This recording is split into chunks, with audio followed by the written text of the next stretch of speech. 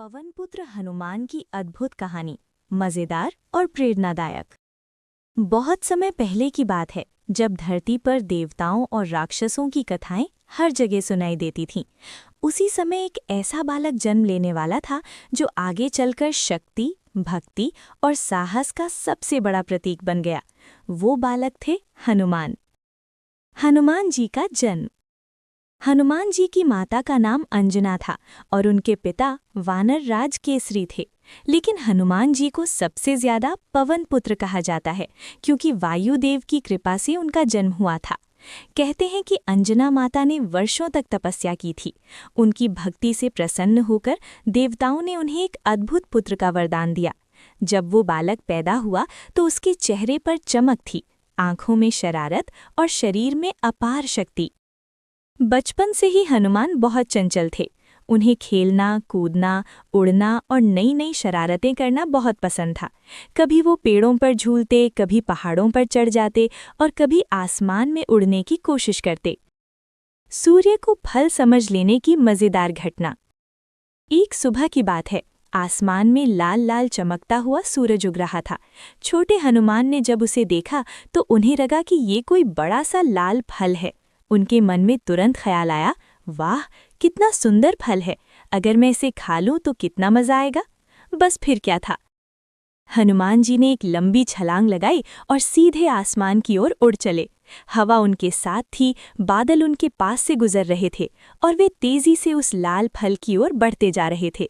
वो लाल फल वास्तव में सूर्यदेव थे, जो पूरी दुनिया को प्रकाश देते हैं। हनुमान जी बिना डरे सूर्य के पास पहुंच गए और उसे पकड़ने की कोशिश करने लगे। देवताओं को जब ये पता चला तो सब घबरा गए। अगर सूर्य को कुछ हो गया तो पूरी दुनिया अंधेरे में डूब जाएगी। इंद्र का वज्र और हनुमान की चोट। देवताओं के राजा इंद्र ने ये दृश्य देखा। उन्होंने सोचा कि अगर हनुमान सूर्य को निगल लेंगे तो सृष्टि संकट में पड़ जाएगी, इसलिए उन्होंने अपने वज्र से हनुमान जी पर प्रहार कर दिया। वज्र लगते ही हनुमान जी नीचे गिर पड़े और उनकी ठोड़ी पर चोट लग गई। संस्कृत में ठोड़ी को हनु कहते हैं, इसीलिए तभी से उनका नाम हनुमान पड़ गया। वायुदेव का क्रोध। जब वायुदेव को ये पता चला कि उनके पुत्र को चोट लगी है तो वे बहुत क्रोधित हो गए। उन्होंने पूरी दुनिया में हवा चलाना बंद कर दिया। जैसे ही हवा बंद हुई, धरती पर हाहाकार मच गया। लोग सांस नहीं ले पा रहे थे, पेड़ पौधे मुरझाने लगे और देवता भी चिंतित हो गए। तब सभी देवता मिलकर वायुदेव को शांत करने पहुंचे।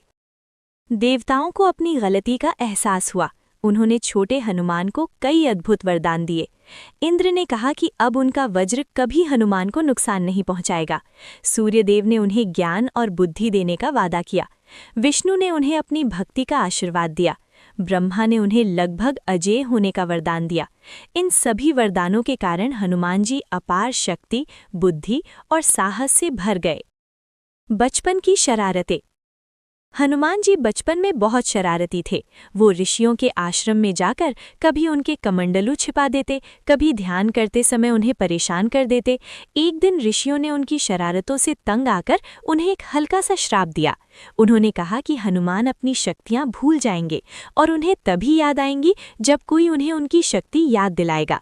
यही कारण है कि आगे चलकर जब राम की सेवा का समय आया तब जामवंत ने हनुमान को उनकी शक्ति याद दिलाई। राम भक्ति का अद्भुत उदाहरण। जब हनुमान जी की मुलाकात भगवान राम से हुई तब से उनका जीवन पूरी तरह बदल गया। वे राम के सबसे बड़े भक्त बन गए। रामायण की कहानी में हनुमान जी ने कई महान कार्य किए। समुद्र पार करके लंका पहुंचना, सीता माता को ढूंढना, लंका में आग लगा देना, युद्ध में राम की सेना की मदद करना, लक्ष्मण के लिए संजीवनी बूटी लाना। उनकी शक्ति के साथ साथ उनकी भक्ति भी अद्भुत थी। हनुमान जी की महानता। हनुमान जी सिर्फ बलवान ही नहीं थे, बल्कि बहुत बुद्धिमान और निनम्र भी थे। इतनी शक्ति होने के बाद भी उन्हें कभी घमंड नहीं हुआ। उनकी सबसे बड़ी विशेषता थी भक्ति और सेवा। इसी कारण लोग आज भी हनुमान जी को संकट मोचन कहते हैं, यानी वो जो हर संकट को दूर कर देते हैं। आज भी क्यों पूजे जाते हैं? आज भी भारत में लाखों लोग हर मंगलवार और शनिवार को हनुमान जी की पूजा करते हैं। लोग हनुमान चालीसा पढ़ते हैं और उनसे शक्ति, साहस और सुरक्षा की प्रार्थना करते हैं। कहा जाता है कि जहाँ भी राम का नाम लिया जाता है, वहाँ हनुमान जी जरूर उपस्थित होते हैं। कहानी का संदेश। कहानी ये सिखाती है कि शक्ति का सही उपयोग करना चाहिए। भक्ति और सेवा सबसे बड़ा गुण है। साहस और विश्वास से कोई भी काम असंभव नहीं रहता। इसलिए हनुमान जी को बल, बुद्धि और भक्ति का प्रतीक माना जाता है। आपको ये स्टोरी कैसी लगी बच्चों? आप मुझे लाइक और कमेंट कर बता सकते हैं। आपको ऐसी स्टोरी और सुनने के लिए आपको ये चैनल सब्सक्राइब करना होगा, जो कि अगली वीडियो आते ही आपके पास नोटिफिकेशन प्राप्त हो जाएगा। श्री राम, जय जय राम। सब्सक्राइब माय चैनल हम तुम सिर्फ 143। Love you kids.